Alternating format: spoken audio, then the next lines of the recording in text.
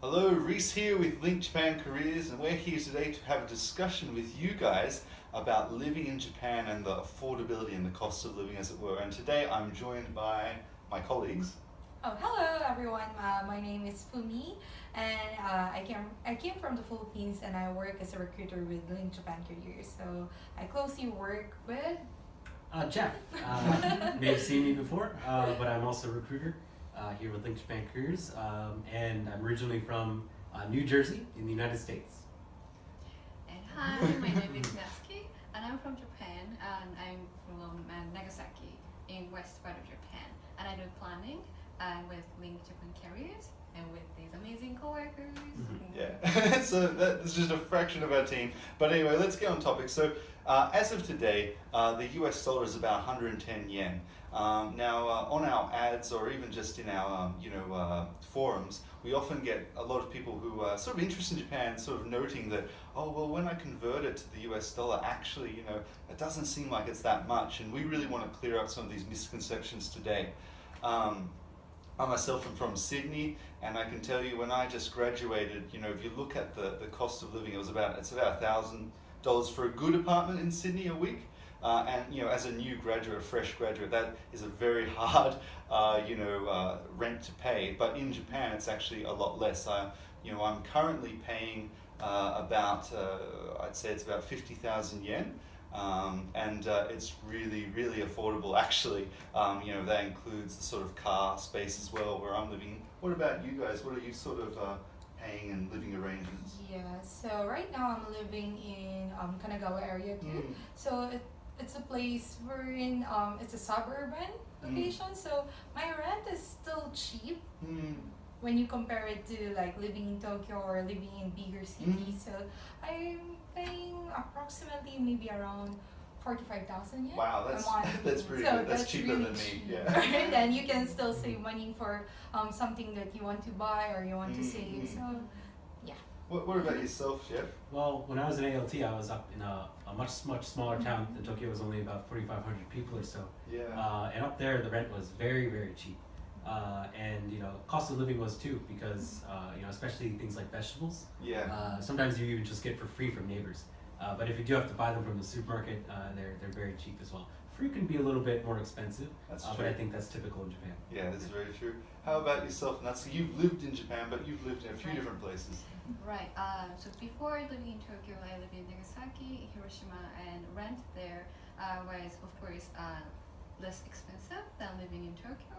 And then now I live in Tokyo, west part of Tokyo, like 10 minutes walk from the station, and it's new apartment, but not that big, and its rent is around 70,000 yen. Not that bad, but expensive, but not too bad.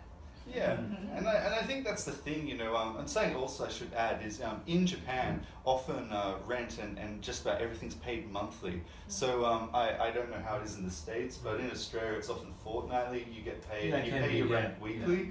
So, we're saying like 50,000, but it's not 50,000 a week, it's actually like 50,000 a month. So it's just one payment done, and then you've got all this disposable income left over that you can save and do things with, like, and even plan and travel. Okay, so Jeff, you mentioned that you lived in Hokkaido. That's right. Yeah. Can you tell me maybe some interesting facts about living in Hokkaido? Well, in Hokkaido, there are some parts of the island that don't even have any trains coming through at all. No railways at all. So it's a really, really big driving area, but it's some of the best driving you can do in Japan. There's long straightaways that are longer than any streets in Tokyo, and beautiful nature. A lot of times, going through winding mountain paths. That was one of my favorite things about living there personally.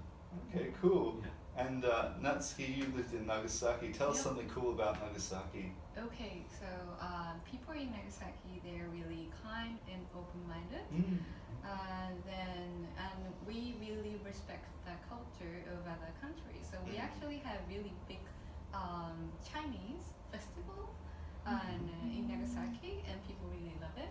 So like people are really like kind and really warm-hearted in Nagasaki. So I really love living there. Yeah, I actually myself used to live in Nagasaki as well for about a year, and I can attest to that. They have a very large Chinatown. It's awesome. They have a lantern festival. Yeah. It's really cool. Fumi, you mentioned you lived in the Kanagawa area. Tell us some cool things about Kanagawa. So, cool things about Kanagawa area is that it's a prefecture where you can find a lot of foreigners like us. Yes.